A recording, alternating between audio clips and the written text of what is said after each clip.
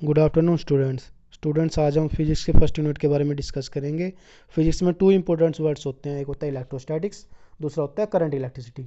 Electrostatics होता है study of charges at rest और करंट इलेक्ट्रिसिटी होता है study of charges in motion. तो इस यूनिट में हम इलेक्ट्रोस्टैटिक्स के बारे में डिस्कस करेंगे।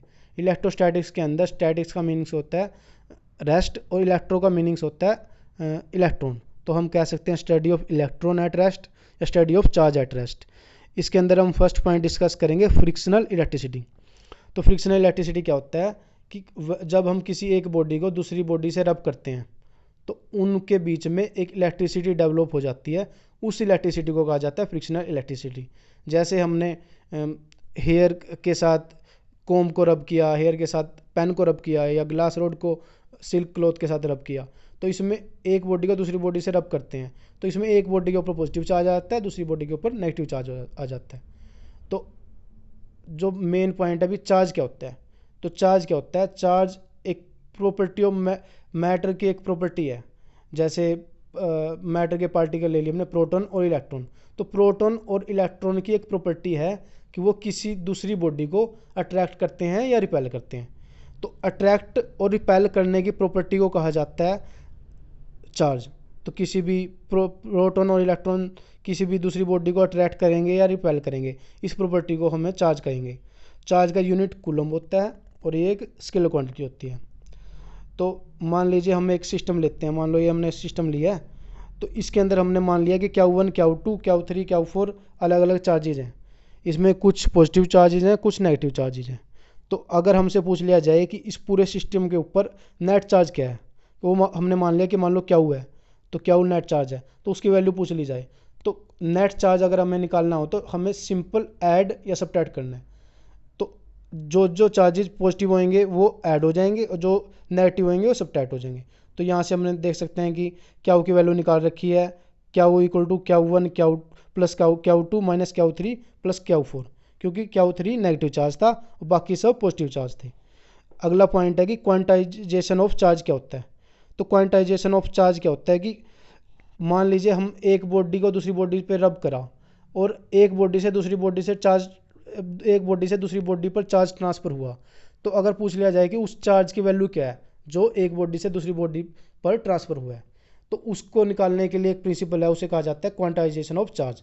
तो उस जो नेट चार्ज ट्रांसफ़र हुआ एक बॉडी से दूसरी बॉडी में, वो हमेशा इंटीग्रल मल्टीपल होएगा चार्ज ऑन इलेक्ट्रॉन या चार्ज ऑन प्रोटॉन। तो हम कह सकते हैं Q equal to n e. यहाँ पर Q तो हो गया अभी नेट चार्ज हमने कितना ट्रांसफ़र हुआ एक बॉडी से दूसरी बॉडी में, एन आ गया इंटीग्रल मल्टीपल, और ई हो गया चार्ज ऑन प्रोटॉन या चार्ज ऑन इलेक्ट्रॉन। जो प्रोटॉन के अंदर होता है वो पॉजिटिव चार्ज हो जाता है और इलेक्ट्रॉन के अंदर होता है नेगेटिव चार्ज हो जाता है।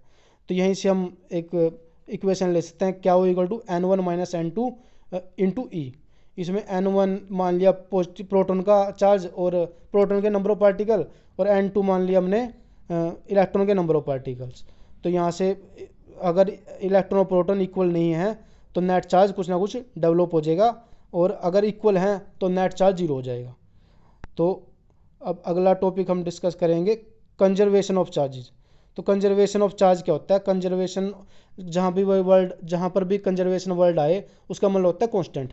जैसे हमने पहले पढ़ा होता था भी कंजर्वेशन ऑफ कुछ भी आ जाता था तो हम कह देते थे कि नेट कोई भी चीज़ है ना वो कांस्टेंट रहेगी। ऐसे इसमें होएगा कि जितना भी किसी भी सिस्टम के ऊपर नेट चार्ज होएगा वो हमेशा कांस्टेंट होएगा। तो ना तो चार्ज बढ़ सकता है ना घट सकता, टोटल मिला के नेट चार्ज कांस्टेंट ही रहना है। ठीक है, उसे कहा जाता है कंजर्वेशन ऑफ चार्ज। और जो लाइक चार्जेज हैं वो अट्रैक्ट करते हैं और अनलाइक चार्जेज हमेशा रिपेल करते हैं। जैसे प्रोटॉन और प्रोटॉन तो रिपेल करेंगे और ऐसे इलेक्ट्रॉन इलेक्ट्रॉन रिपेल करेंगे, और प्रोटॉन इलेक्ट्रॉन अट्रैक्ट करेंगे और इलेक्ट्रॉन प्रोटॉन इलेक्ट्रॉन एक दूसरे को अट्रैक्ट करेंगे। ठीक है। अगला लो है हम कूलम लो। तो हमने +1 में एक लो पढ़ा था, ग्रेविटेशन लो। ग्रेविटेशन लो क्या होता था कि हम मान लेते थे कि M1 और M2 दो मास चीज़ हैं और वो एक दूसरे से r डिस्टेंस से सेपरेटेड है। तो हमें उन दोनों के बीच में फोर्स ऑफ अट्रैक्शन निकालनी होती थी। तो हम निकालते थे कि जो फोर्स ऑफ अट्रैक्शन है किसी भी दो मास चीज़ के बीच में, वो उनके प्रोडक्ट के डायरेक्टली प्रोपोर्शनल होता था, उनके मासेस के प्रोडक्ट के डायरेक्टली प्रोपोर्शनल होता था और उन दोनों के बीच के डिस्टेंस के इन्वर्सली प्रोपोर्शनल होता था। तो उससे हम रिलेशन निकाल ली थी force equal to ji m1m2/r²। वहाँ पे कैपिटल जी होता था ग्रेविटेशनल कांस्टेंट। इसी तरह हम कूलम लॉ पढ़ेंगे। कूलम लॉ क्या है कि मान लीजिए कि Q1 और Q2 दो चार्जेज हैं, वो एक दूसरे से r डिस्टेंस से सेपरेटेड है। हमें उन दोनों के बीच में फोर्स ऑफ अट्रैक्शन निकालनी हो तो वो हम कैसे निकालेंगे? तो जैसे ग्रेविटेशन लॉ था ऐसे ही कूलम लॉ है। इसमें क्या होएगा कि जो फोर्स ऑफ अट्रैक्शन होएगी इन दो चार्जेस के बीच में, वो डायरेक्टली प्रोपोर्शनल होएगी दोनों चार्जेस के प्रोडक्ट के इक्वल, और इन्वर्सली प्रोपोर्शनल होएगी दोनों चार्जेस के बीच के डिस्टेंस के स्क्वायर के इक्वल। तो यहाँ से हम फॉर्मूला निकाल सकते हैं कि force directly proportional to Q1 Q2/r²। यहाँ से डायरेक्टली प्रोपोर्शनल की जगह के कांस्टेंट लिख सकते हैं। फोर्स इक्वल टू के Q1 Q2/r²। और के की वैल्यू होती है 1/4 पाई ई नोट।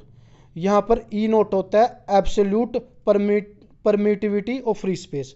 जैसे ई नोट क्या होता है? Absolute permittivity of free space.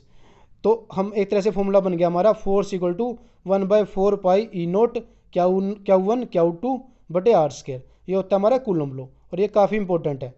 आगे आगे वाले यूनिट में हम एक फॉर्मूला पढ़ेंगे जिसे कि current equal to charge by time. वो हम नेक्स्ट यूनिट में डिस्कस करेंगे। जैसे यहाँ पर एक फॉर्मूला है क्या I इक्वल टू Q/T। तो इसके अंदर हमें सबसे इंपॉर्टेंट क्या है कूलम लॉ के अंदर? एक तो हमें इसकी डेफिनेशन करनी पड़ेगी और इसके अंदर हमें कई बार पेपर में ई नोट के यूनिट पूछ लेते हैं। तो एक तरह से हमें ई नोट की वैल्यू जरूर याद करना।